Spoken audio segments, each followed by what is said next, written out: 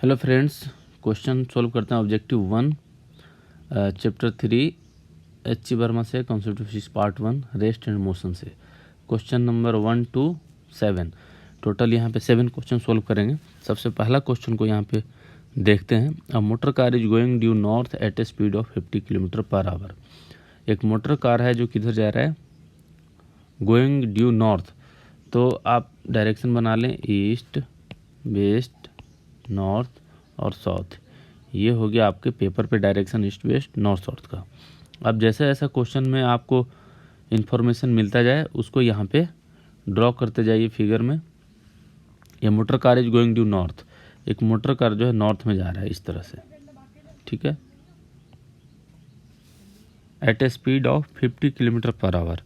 इसका स्पीड दिया हुआ है 50 kilometre per hour. It makes a 90 degree left turn. अब 90 डिग्री लेफ्ट टर्न बनाएगा, तो 90 डिग्री लेफ्ट टर्न कैसे बनेगा, तो इस डायरेक्शन में राइट हो जाएगा और इस डायरेक्शन में लेफ्ट हो जाएगा। इसका मतलब ये आप कार इस डायरेक्शन में आ गया विदाउट चेंजिंग द स्पीड। मतलब इसका स्पीड 50 थी तो यहाँ भी स्पीड कितना रहेगा, 50 किलोमीटर पर आवर हो गया। The change in the velocity of the car is about. तो चेंज इन द वेलोसिटी, तो change in velocity delta V करेंगे। तो चेंज इन वेलोसिटी मतलब V final minus V initial, ऐसा करेंगे। और आपको पता है एक्स डायरेक्शन में इधर आई कैप लेते हैं और वाई डायरेक्शन में क्या लेते हैं, जे कैप यूनिट वेक्टर। और अगर इस डायरेक्शन में आ जाए तो माइनस आई कैप, और अगर इस डायरेक्शन में आ जाए तो माइनस जे कैप। ये हो गया डायरेक्शन। तो वेक्टर फॉर्म में आप यहाँ पे लिख सकते हैं। तो V final minus V initial, तो वी फाइनल क्या है, ये वाला है, और माइनस वी इनिशियल करेंगे, इसको कह सकते हैं ना V final plus minus V initial, यही तो है ये। तो वी इनिशियल क्या है, ये है। अब माइनस वी इनिशियल करके और ऐड करेंगे, तो इस पूरे वेक्टर को हम यहाँ पे डायरेक्शन चेंज करके कुछ इस तरह से लिख देंगे। ये हो गया 50 मैग्नीट्यूड में और ये माइनस भी इनिशियल हो गया। इन दोनों का सम, तो इन दोनों का सम क्या होगा, resultant this vector plus this vector equal to resultant हो गया दिस वेक्टर, ठीक है। और इस वेक्टर को पैरेलली शिफ्ट कराएंगे तो आप कुछ इस तरह से यहाँ पे आएंगे। ये भी बराबर है, ये भी बराबर है, इसका मतलब ये 50√2 हो जाएगा। ये हो गया 50√2 मैग्नीट्यूड में पाइथागोरस थ्योरम से। और डायरेक्शन क्या हो जाएगा, तो बिल्कुल दोनों बराबर है तो 45 से होगा, तो ये आएगा एंगल, ये 45 पे आएगा। तो ये हो गया आपको रिजल्टेंट 50√2। 50√2 जब कैलकुलेट करेंगे मैग्नीट्यूड में 50√2 मिलेगा। √2 का वैल्यू रखिएगा 1.414। तो ये अगर 1.4 तक लेंगे तो लगभग ये हो जाएगा 70 किलोमीटर पर आवर। और ये डायरेक्शन रिजल्टेंट का ये हो गया, ठीक है। और ये क्या है, वेस्ट और साउथ के बीच में है, तो साउथ वेस्ट हो जाएगा, towards south west. South west इसका मतलब है कि साउथ और वेस्ट के बीचों बीच अगर एंगल 30 डिग्री या 40 डिग्री होता तो बोलता यहाँ से कि 30 डिग्री साउथ फ्रॉम वेस्ट, इस तरह से। लेकिन अगर बीचों बीच में है 45 डिग्री पे है तो साउथ वेस्ट बोलेंगे। तो आपका आंसर हो जाएगा V. Question number 2, figure 3Q2 shows the displacement time graph. ये इधर है डिस्प्लेसमेंट और इधर है time graph of a particle moving in the X axis, ठीक। तो इस ग्राफ को देखिए, ग्राफ से बहुत सारी चीज़ें आपको समझ में आएगी। तो ग्राफ में क्या है कि ये डिस्प्लेसमेंट है, इधर टाइम है। तो डिस्प्लेसमेंट और टाइम के बीच का ग्राफ दिया हुआ है, तो वेलोसिटी आप पता कर सकते हैं dx/dt से। और dx/dt क्या होता है, slope of graph displacement versus time का। तो ये डिस्प्लेसमेंट और टाइम का ग्राफ है, तो आप यहाँ से स्लोप देखिए, इस तरह से स्लोप है, ये बतलाएगा ये जो स्लोप है ये क्या बतलाएगा, dx/dt मतलब वेलोसिटी। तो ये स्लोप तो फिक्स है, टी इक्वल टू 0 से टी नॉट तक, इसका मतलब कि यहाँ से यहाँ तक में आपको कांस्टेंट वेलोसिटी मिलेगा, कांस्टेंट वेलोसिटी। और इधर में क्या है, स्लोप 0 हो गया। स्लोप 0 होने का मतलब क्या है कि dx बाई dt 0, इसका मतलब टी नॉट से बाहर जैसे ही आगे जाएंगे ग्रेटर देन टी नॉट पे, तो आपको वेलोसिटी क्या हो जाएगा, 0।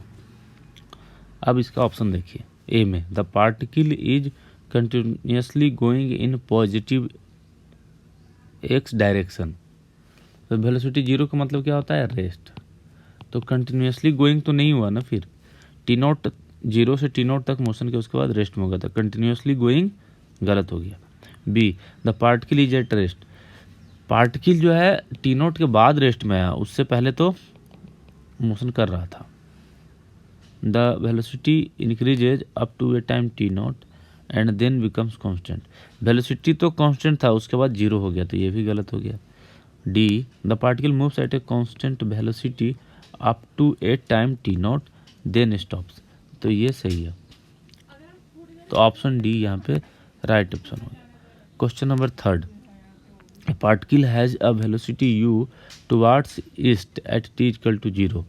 एक पार्टिकल है, उसका वेलोसिटी कितना है, टुवार्ड्स ईस्ट। तो इस तरह से बना लीजिए, east west, east west north south 0।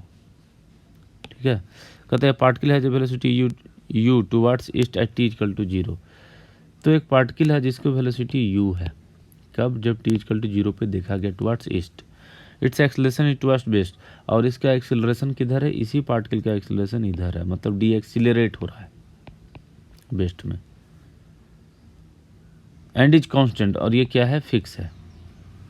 Late X A and x B the magnitude of the displacement in first 10 second. अब शुरू के 10 सेकेंड में ये डिस्प्लेसमेंट है, तो मान लीजिए कि पार्टिकल यहाँ पर आ गया, तो ये हो गया x10 first 10 second, and next 10 second में क्या है, x b, and x B the magnitude of displacement in the first 10 second and the next 10 second. और अगले 10 सेकेंड में मान लीजिए कुछ और डिस्टेंस ट्रेवल किया, तो ये है एक्स ए और ये है एक्स बी, तो ये हो गया पूरा 20, और यहाँ से यहाँ हो गया ये 10 सेकेंड, इस तरह से। अब ये डी एक्सेलरेट हो रहा है, तो हमें ये जानकारी नहीं है कि ये पार्टिकल जो है रेस्ट में कब होगा। ये तो डी एक्सेलरेशन का वैल्यू हमें दिया नहीं है, और ये का वैल्यू नहीं दिया है। हो सकता है कि 10 सेकेंड से पहले ये रेस्ट में आ जाए और अपने अपोजिट डायरेक्शंस में मोशन करना वापस शुरू कर दे, तो ये हमें जानकारी नहीं है। तो हम कैसे बोल सकते हैं कि ये कितना डिस्टेंस ट्रेवल करेगा। तो बोल रहा है एक्स ए less than x B, x ए less than x B, x ए लेस देन एक्स बी, ये कैसे पता चलेगा, एक्स ए लेस देन एक्स बी। एक तरीके से हो सकता कि पार्टिकल कुछ सेकंड तक आगे की ओर जाता, फिर रेस्ट में हो जाता, और फिर वो वापस यहाँ पे आके रुक जाता, अगला 10 सेकंड में फिर वो इस डायरेक्शन में आता। तो यहाँ पे क्या होगा, x A less than x B, x a equal to x B. X a equal to x b कब हो सकता है कि ये 10 सेकंड में जितना जाएगा, अगले 10 सेकंड में उतना जाए। वो संभव इसलिए नहीं है कि डी एक्सेलरेट होगा तो धीरे धीरे वो रेस्ट के पोजीशन में आएगा, तो ये तो संभव है ही नहीं। या फिर अगर 5 सेकंड तक ये जाता, फिर अगला 5 सेकंड में आता 0, लेकिन फिर भी ये अपोजिट डायरेक्शन में जाएगा, तो डिस्प्लेसमेंट दोनों का बराबर हो ही नहीं सकता कभी। एक्स से ग्रेटर देन एक्स बी ये तभी होता जब ये दिया हुआ रहता कि अगले 20 सेकंड में जिस डायरेक्शन में जा रहा है उसी डायरेक्शन में मोशन करता रहे। लेकिन डी एक्सेलरेशन के कारण चांस क्या है कि कुछ समय तक आगे जाएगा, फिर वो रेस्ट में हो जाएगा, फिर वो वापस आना शुरू हो जाएगा। तो डिस्प्लेसमेंट इसका इधर होगा, इसका इधर होगा, सेम डायरेक्शन में डिस्प्लेसमेंट अगले 20 सेकंड तक होगा, इसकी कोई यहाँ पे जानकारी नहीं है।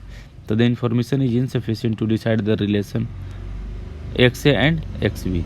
तो मेरे हिसाब से ये ऑप्शन होगा इसमें डी ऑप्शन। ठीक है, क्वेश्चन नंबर 4 में देखिए,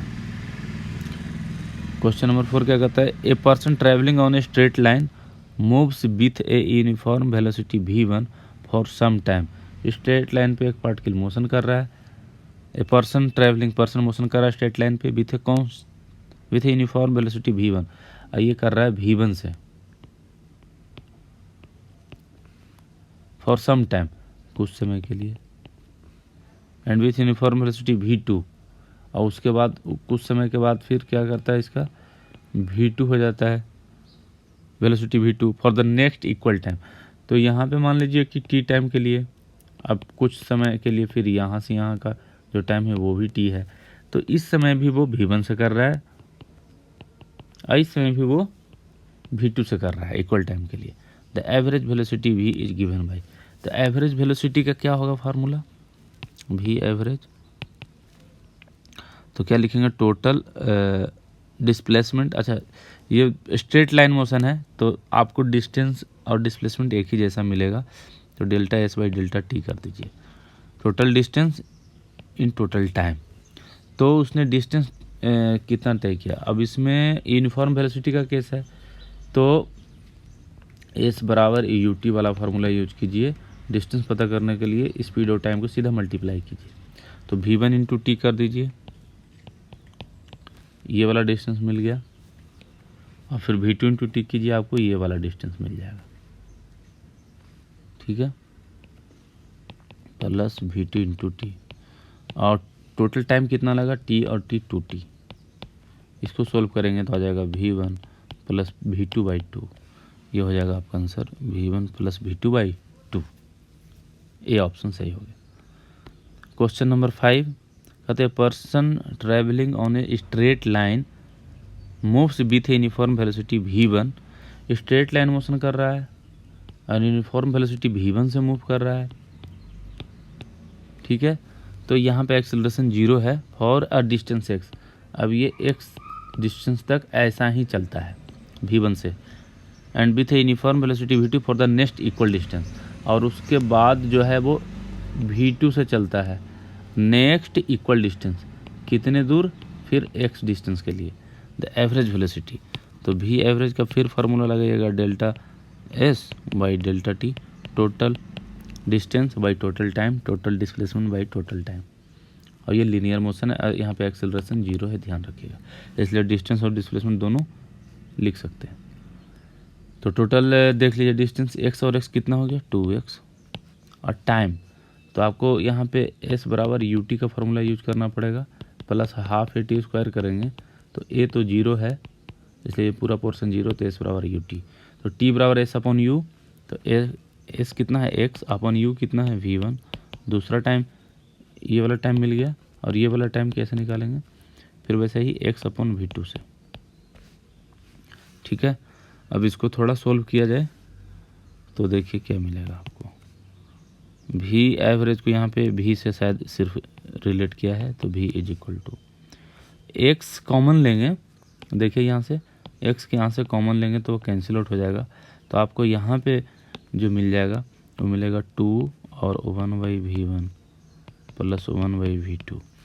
अब इसको थोड़ा सिंप्लीफाई कर लीजिए, तो सिंप्लीफाई करेंगे तो कितना हो जाएगा, रिवर्स कर देते हैं, ठीक है, तो ये होगा 1/v is equal to 1/v1 plus 1/v2/2, इस तरह से। अब 2 को इस तरफ मूव करवा लीजिए तो जाएगा 2/v is equal to 1/v1 plus 1/v2। देखिए ये हो गया आपका आंसर, सी ऑप्शन सही हो गया, 2/v 1/v1 plus 1/v2। 6 number question कहते हैं स्टोन इज रिलीव फ्रॉम एन एलिवेटर, एक एलिवेटर है going up with an acceleration a, जो कि अप में मोशन कर रहा था एक्सेलरेशन ए से, the acceleration of stone after the release. अब यहाँ से एलिवेटर से क्या किया गया, एक स्टोन को ड्रॉप किया गया, ठीक है, एलिवेटर से इसको ड्रॉप कर दिया गया, तो ये नीचे आना शुरू करेगा, the acceleration of the stone after the release. तो इसका आफ्टर द ध्यान दीजिएगा इस लैंग्वेज पे, आफ्टर द रिलीज, जिस समय ड्रॉप किया, या मान लीजिए कि आपने ड्रॉप नहीं किया और तब इसको अगर आप कोई हाथ में पकड़े हुए हैं, उस समय तो इसका एक्सेलरेशन, जब ड्रॉप नहीं करते तो इसका एक्सेलरेशन कितना होता है, जितना एलिवेटर का था, जितना एलिवेटर का था। लेकिन जब आप ड्रॉप करते हैं तो इसको अपवर्ड जो एक्सेलरेशन जिस आदमी के कारण था या जिस लिफ्ट के कारण था, वो यहाँ पे कैंसिल आउट हो जाता है। इसका मतलब जैसे ही आपने ड्रॉप किया, अपवर्ड एक्सेलरेशन इसका ख़त्म हो जाएगा। तो इस पे देखिए, इसका सिर्फ एक्सेलरेशन बचेगा, ये ऊपर नहीं जा सकता डाउनवर्ड का। तो डाउनवर्ड एक्सेलरेशन किसके कारण होता है, सिर्फ जी के कारण होता है, एक्सेलरेशन ड्यू टू ग्रेविटी के कारण। तो कहता है कि द एक्सेलरेशन आफ्टर रिलीज, कहता है ए अपवर्ड, मतलब जितना लिफ्ट का है उतना ही इसका अपवर्ड होगा। जब आपको रिलीज कर दिए तो उस एलिवेटर से अब इसका कोई संबंध नहीं रहा, तो ए अपवर्ड गलत है। जी माइनस ए अपवर्ड, ए तो अब इस पर अप्लाई होना बंद हो गया ना, तो ए से रिलेटेड कोई भी ऑप्शन गलत हो जाएगा। कहता है जी माइनस ए डाउनवर्ड गलत है, जी डाउनवर्ड ये सही है, सिर्फ फ्री फॉलिंग करेगा जी से। अगर वो पकड़ के रखता तो कितना होता है, ए अपवर्ड, और छोड़ दिया तो इफेक्ट ख़त्म हो गया एलिवेटर का, इसलिए सिर्फ फ्री फॉल करेगा और वो भी जी से। तो ये ऑप्शन यहाँ पे डी जो है सही होगा। 7 में आते हैं, a person standing near the edge of the top of a building. ये एक टॉप ऑफ द बिल्डिंग मान लीजिए, और ये मान लीजिए ग्राउंड, ठीक है। आइए यहाँ पे एक पर्सन जो है स्टैंड अप है, building, throw 2 balls a and b, और इसके पास 2 बॉल है, एक ए है और दूसरा बॉल बी है, ए और बी 2 बॉल्स हो गया। The ball a is thrown vertically upward, ball a को थ्रो करता है vertically upward, and b thrown vertically downward, और बी को थ्रो करेगा vertically downward. The ball a is thrown vertically upward, b is thrown vertically downward with a same speed, दोनों का speed बराबर है, यू और u. The ball a hits the ground with a speed v a, ball a जो है ground को hit करेगा v a से। The ball b hits the ground with a speed v b, और ये बी हिट करता है v b से। B have v a greater than v b, v a less than v b, तो v a और v B के बीच का आपको यहाँ पे रिलेशन पता करना है। तो कैसे पता करेंगे, तो ये देखिए आपको स्पीड दिया हुआ है, और ये बिल्डिंग की जितनी हाइट होगी वही इसका डिस्प्लेसमेंट होगा। यहाँ पे इक्वेशन ऑफ मोशन जो है वाई में लिखेंगे, यू वाई बराबर u y plus g t या माइनस जी टी, यही होगा, ठीक है। और वाई बराबर u t plus half g t square, और क्या हो सकता है कि भी स्क्वायर बराबर यू स्क्वायर प्लस 2g, और h है तो h लिखिए या बाई लिख सकते हैं, ठीक है, बाई। इस तरह से हमारे साथ देखिए यहाँ पे कौन सा फॉर्मूला फिट हो सकता है, तो देखिए वी स्क्वायर पता, वी स्क्वायर तो वी ए भी हो जाएगा, यू स्क्वायर दोनों का सेम, और जी दोनों में सेम है, और ये भी दोनों में सेम है। तो ये वाला फॉर्मूला अगर आप यूज करेंगे तो आप यहाँ पे देखेंगे दोनों बॉल के लिए कि ये हो जाएगा फाइनल, यानी वी ए का स्क्वायर इक्वल टू, ये इनिशियल दोनों का बराबर है। अंतर क्या है कि u जो है इसके लिए अगर आप वर्ड पॉजिटिव मानते हैं तो u जो है पॉजिटिव, u का स्क्वायर चलेगा प्लस 2, और g जो है हमेशा डाउनवर्ड में काम कर रहा है तो माइनस जी हो जाएगा। और कितना डिस्प्लेसमेंट हुआ, तो चाहे अपवर्ड फेंकिए या डाउनवर्ड, डिस्प्लेसमेंट तो इतना ही हुआ ना नीचे आने तक में, जो h या बाई है, तो मान लीजिए h है। अब दूसरे के लिए यही फॉर्मूला लिखेंगे तो क्या लिखेंगे, भी बी का square is equal to u, तो ये दूसरा का u तो पॉजिटिव है, u निगेटिव हो गया, u का स्क्वायर प्लस 2 g माइनस जी, और h तो h है। तो आप देख लीजिए, दोनों को गौर से देखिए, ये दोनों में सेम हो गया कि नहीं, plus u square minus c square बराबर माइनस 2gh माइनस 2gh, इसका मतलब भी ए और भी भी क्या होगा, दोनों बराबर हो जाएंगे।